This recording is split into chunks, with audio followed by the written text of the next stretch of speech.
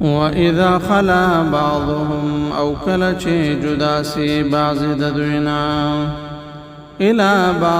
بعض نورتا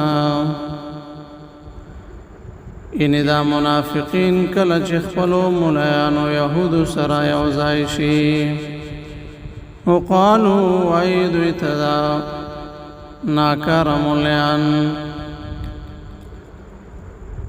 اتحدثونهم آیاتاسو خبروی دوی مسلمانان بما فهغت فتح الله علیکم چی خودلی دی اللہ تاسو تا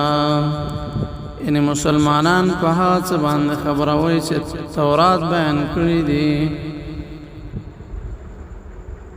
دا نبی صلی اللہ علیہ وسلم بارکی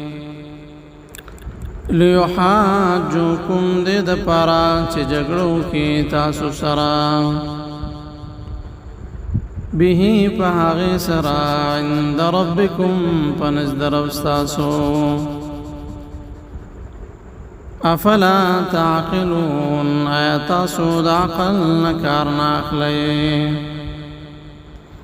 مطلب مسلمانان بغالب شیف و حجت کے پتاسو باندے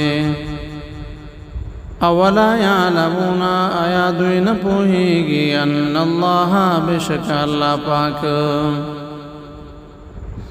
یعلمو کپوہیگی ما پہاس باندے یسرونا چی دوی پٹکوی وما یعلنون اوہاس چی دوی خارکوی یعنی اللہ تا خارو پٹ ہرس معلوم دی اللہ نسن پٹھیگی ومنهم او بعضی ددوینا امیونا امیان دی لا یعلمون الکتابا چی نپوہیگی پا کتاب باندے داسی آمیان دی چی غلط و باطل و خیالاتنا سوا نور پا کتاب علم باننا لری الا امانیا مگر ددرو ارزوگانے وَإِنْهُمْ أَوْ نَدِدُوِي إِلَّا يَظُنُّونَ مگر گمان کون کی تش گمان کوي فَوَيْلٌ لِلَّذِينَ پستباہداها کسانو لرا یکتبون الکتاب چلک دوی کتاب بِأَيْدِيهِمْ پخپلو لاسونو باندے ثم يقولون بأويدي هذا من عند الله شداد طرف دا الله ندي نسبت الله تكي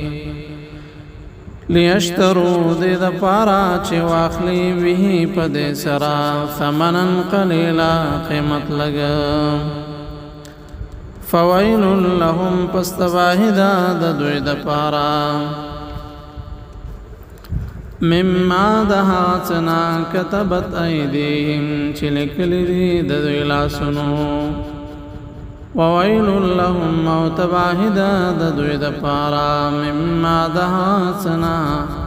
یعنی دها مال پو جبان دی اکسبون چی دوی گٹی وقالوا اویل بدوی لن تمسنا النار چرباو نرسیگ منتور الا مگر ایاما معدودا یوڅو شپې د شمار ان یوڅو ورځې د شمار قل تو پیغمبر اتحدثونهم آیاتاسو اخستدا عند الله پنزد الله پاک باندې عهدا وعدا فلن يخلف الله پس هیڅ کله با خلافونه کی الله پاک عهده د خپل وعده ان الله نتا سودا سی وعده خستدا چې نه گویا کې مونږ ته اورونه رسی ام تقولون بلکې تاسو وای علی الله الله باندې حقیقت دا دی چې تاسو په الله باندې ما هڅوي هغه درو لا تعلمون چې تاسو پر نه پوهیږئ